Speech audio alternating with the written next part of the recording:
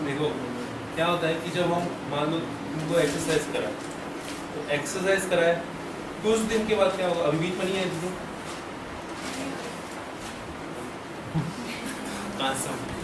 कुछ दिन तक नहीं आई ना, मान ले तेरे को 4 दिन की तो क्लास अटेंड की, बीच में तो क्या करती गेम चढ़, तो जो चीज़ जिस रिदम में तो सीख रही थी ना वो क्या हो गया, वापस नीचे चला गया।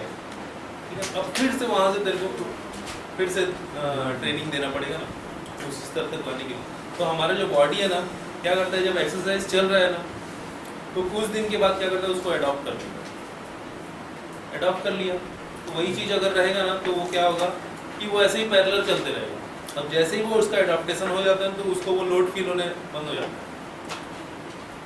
समझ गए? जैसे 200 मीटर तुम रोज सवेरे रनिंग कर रहे हो तो एक टाइम आएगा 2 हफ्ता 3 हफ्ता जैसे रनिंग कर लोगे तो 200 मीटर तुमके लिए कुछ नहीं लगेगा। ठीक है, या 2 किलोमीटर तुम दौड़ रहे हो, 1 महीने 2 महीने के बाद वो 2 किलोमीटर तुमको बहुत ईजी लगेगा। क्यों? क्योंकि अडॉप्टेशन हो गया। अब क्या हमको क्या करना है, परफॉर्मेंस बढ़ाना है ना, तो वो 2 किलोमीटर को अपने को 3 किलोमीटर 2.5 किलोमीटर या 4 किलोमीटर मेरे को चेंज करना पड़ेगा। और ये जब तक चीज चलते रहेगा, जब तक प्रोग्रेशन होते रहेगा तब तक परफॉर्मेंस बढ़ता रहेगा। लेकिन लोड का एडॉप्टेशन इसके बाद में देखिए, आया समझ में लोड का प्रोग्रेशन। इसके बाद क्या था, उसके बाद क्या था, लोड एंड एडॉप्टेशन। हाँ, रिकवरी। ठीक है, तो मैं ओवरलोड को बाद में बताऊंगा, पहले लोड है। ठीक है, इधर देखो, ये हमारा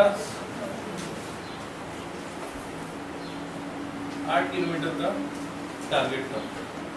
ठीक है, 8 किलोमीटर का टारगेट था, हम लोगों ने दिया पहले। ये 8 किलोमीटर का जो टारगेट था ना, इसको मैंने रिपीटेशन कराया 4 वीक तक। 4 वीक तक मैंने क्या किया, रिपीटेशन कराया। तो इसका क्या हो जाएगा, एडॉप्टेशन हो जाएगा, है ना, एडॉप्टेशन हो जाएगा। फिर मेरे को क्या करना पड़ा, इसको इंक्रीज करना पड़ा। मतलब ये 8 किलोमीटर था, इसको मैं 10 कर दिया, इंक्रीज हो गया ना लोड। फिर 10 को मैंने क्या किया, 12 कर दिया। ठीक है, फिर मैंने कर दिया 15। तो 8 किलोमीटर से मैंने उसको 15 किलोमीटर तक पहुंचा दिया। ये मेरा क्या हो गया, प्रोग्रेशन ऑफ प्रोग्रेशन, है ना। अब जब मैं ये प्रोग्रेशन करा रहा हूँ तो इसके बीच में मैं कुछ ट्रेनिंग का प्लान बनाऊँ। या मैं सिर्फ 8 किलोमीटर नहीं दौड़ाऊंगा, 8 किलोमीटर का जो ट्रेनिंग रहेगा वो बीच बीच में रहेगा, रोज तो नहीं रहेगा। मान लो एक दिन, ये पहले दिन 8 किलोमीटर रहेगा। ठीक है, तो ये उसका लोड हो गया। ठीक, ये उसको क्या मिला, लोड मिला। अब मेरे को क्या करना है, ये जो पहला लोड मिला ना, इसको मेरे को वापस एडॉप्ट करने के लिए, इसको रिकवरी के लिए ना मेरे को एक समय देना पड़ेगा। एडॉप्टेशन के लिए नहीं, एडॉप्टेशन तो वो जो रिपीटेशन था उसमें एडॉप्टेशन था, लेकिन जब मैं अगला कराऊंगा तो दूसरे दिन ही मेरे को फिर नहीं कराना है। ठीक है, मेरे को क्या करना है, रिकवरी देना है। तो यहाँ से इसकी रिकवरी, ठीक है, ये क्या हो जाएगा, लोड के बाद। ठीक है, अब फिर जो रिकवरी के बाद फिर मेरे को इसको क्या करना पड़ता है, फिर मैं इसको लोड, ये दूसरे दिन का लोड है ना, ये पहले दिन था, फिर एक दिन छोड़ दिया तो रिकवरी हो गया, या फिर एक टाइम गैप कर दिया तो रिकवरी हो गया। जैसे हम लोड दे रहे हैं वैसे ही, तो जैसे हम लोड दिए उसके बाद फिर लोड हम नहीं देते। लोड के बाद या फिर कोई एक्सरसाइज कराने के बाद उसकी मात्रा को देखते हुए, या उसके लैक्टिक एसिड परसेंटेज को देखते हुए, या फिर उसके हार्ट रेट नॉर्मल हो रहा है कि नहीं उसको देखते हुए हम लोग क्या करते हैं, उसको रिकवरी। ठीक है, तो जैसे रिकवरी हो जाती है फिर हम लोड देते हैं, आया समझ में? Yes sir. फिर जो अगला लोड जब कंप्लीट हो जाता है तो फिर हम उसको रिकवरी देते हैं, फिर लोड करेंगे, तब जाकर वो उसको अडॉप्ट कर पाएगा। ठीक है, yes sir. Load and recovery, load and recovery. ठीक है, इससे पहले क्या था? जब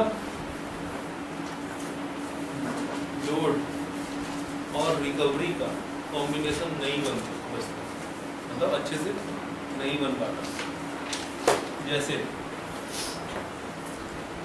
तुम्हारे लिए मैंने शेड्यूल बनाया, ठीक, 200 मीटर का 10 रिपीटेशन, पहले दिन कितना?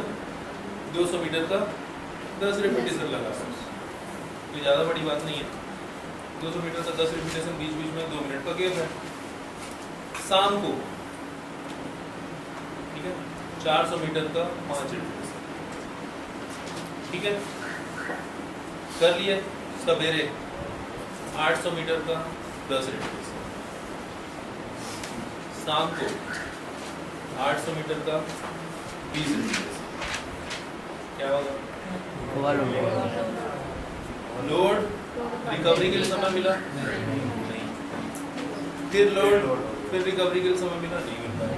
तो जब रिकवरी के लिए समय नहीं मिलता है ना, तो परफॉर्मेंस जो एडॉप्टेशन जो प्रोसेस होता है ना, वो स्लो हो जाता है, ठीक है, और खिलाड़ी का परफॉर्मेंस कम हो जाता है, ठीक है।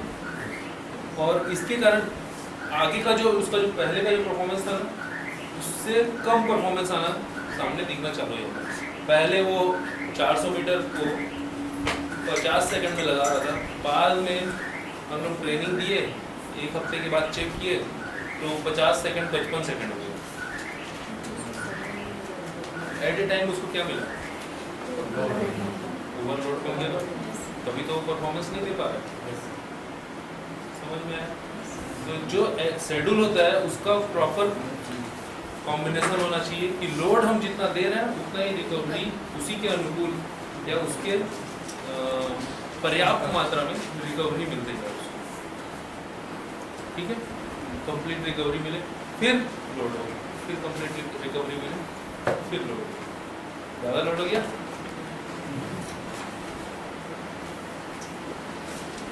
दौड़ा नहीं है बेटा, तो दौड़ेगा तब तेरे को याद आएगा टेक्निकल से उसको क्यों करेगा।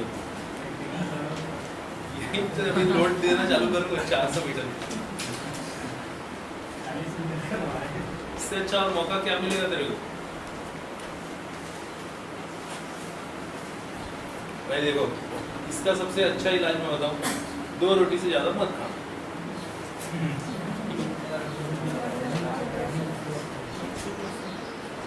दोपहर के समय में ना 2 रोटी से ज्यादा मत, यहाँ जाने के बाद खा के सो जाना, कोई टेंशन नहीं। और कुछ दूसरा कुछ नहीं हो, चावल का असर है।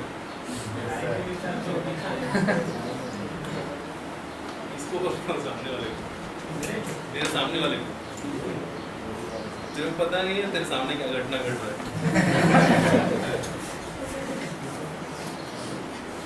ठीक है, यहाँ तक समझ में आया? ओवरलोड कैसे आता है? ओवरलोड के बाद क्या था अगला? देखो वास्तव में जब ओवरलोड हो जाता है ना, तो भी हम लोग क्या होता है, रिकवरी देते हैं, रेस्ट देते हैं, फिर रेस्ट के बाद वो डीप हो जाता है, नीचे चला जाता है, पहले का परफॉर्मेंस से नीचे चला जाता है, ठीक है। अब नीचे चला गया, फिर यहाँ से फिर हम लोग को बढ़ाना पड़ता है, इसको बेटा